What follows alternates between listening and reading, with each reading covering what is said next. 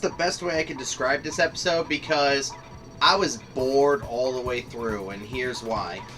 So the episode pretty much begins with Applejack trying to train for a Buckball game against Appaloosa, because apparently Appaloosa says that they can beat Ponyville, so she wants to try to, actually have Ponyville win, though they don't have a Buckball team. So what they end up doing is trying to find ponies that can help with a Buckball team, since they need a Pegasus, an Earth Pony, and a Unicorn.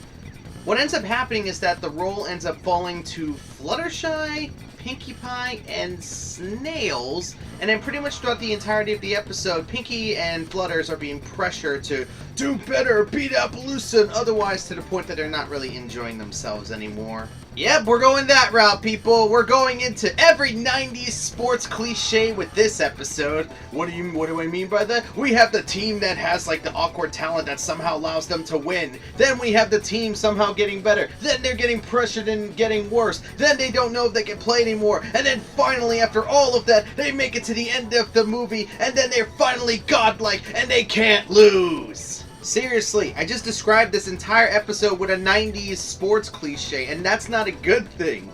Because, while I do like sports movies in some cases, this is a cliche that's been around for a long time, and I don't think the episode really does anything new to incorporate it, unfortunately. So, it just feels like one giant cliche. And not to mention, some of the problems that I have with the episode are, maybe they're being seen as more personal, but they're rather internal. First off, Fluttershy? Really?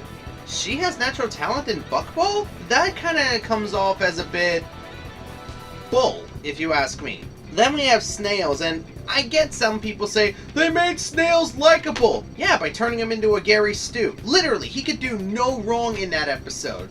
He goes from a character that is known to be stupid and otherwise that causes quite a few problems to being a character that is more in zone with himself than Zenyatta. Seriously, look at some of the pictures of him just being like, Zen Snails levitating 5 barrels all around him. And then finally, I get what the moral was going for, but my personal gripe with the ending is this. Appaloosa has been practicing for the longest to basically be good at Buckball, and they lose to a couple of rookies. Raw talent will never be able to trump actual experience. I think anybody can attest to that statement, because yes, someone can have raw talent in something, but would raw talent actually be able to trump someone who has experience in something? I do not believe so. So either Appaloosa was practicing, but they're unbelievably awful, or somehow Flutters, Pinkies, and Snails' raw talent was so godlike that it was able to beat a practice team. I know, I'm kind of nitpicking, I'm kind of going a little over-analyzing, I'm sorry for that, but these are some of the problems that I couldn't help but notice as I was watching the episode.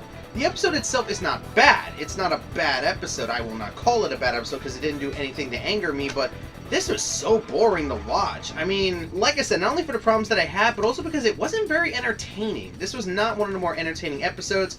Plus, this episode reminded me heavily of the cart before the ponies, because you have Rainbow Dash and Applejack pushing their agenda on Pinkie and Flutters for their own benefits. So all in all, what do I think about this episode? It's boring. That's about all I can really say. It's a boring episode. Not bad, not good, just boring. And that's my speed impressions on Buckball season.